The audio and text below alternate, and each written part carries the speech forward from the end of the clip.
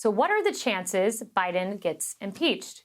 Here now with analysis, law professor and Fox News contributor, one of my favorites, Jonathan Turley. You know, Jonathan, Karine Jean-Pierre said that Biden knew about Hunter's stunt, his defiant stunt, where he didn't show up for his deposition. And you said that this was a breathtaking mistake. Why? Well, there are about 4 articles of impeachment that are the most likely to be pursued by the committee.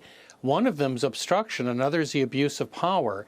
Having the president involved in advance in any way to the contempt of Congress is the worst possible scenario for the Biden team.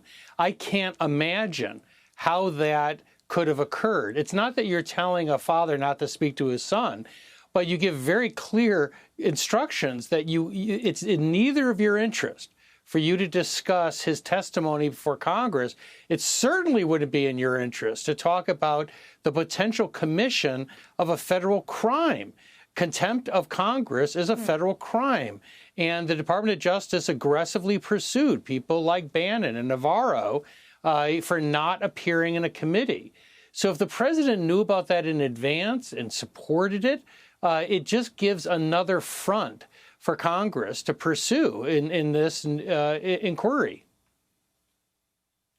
Yeah, it's a great point that you bring up. I want to ask you about this. This was buried deep in a Politico article, an Axios article, rather, and it's about the relationship of the president with his attorney general. We know the DOJ is independent, but it says this: Biden's relationship with Garland, his attorney general, which has already become more frigid, is now tense. Those close to Biden argue Garland's trying in vain to satisfy bad faith GOP critics. One person unflatteringly compared Garland to Comey, saying that both have been obsessed with the appearance of having integrity. What do you make of this?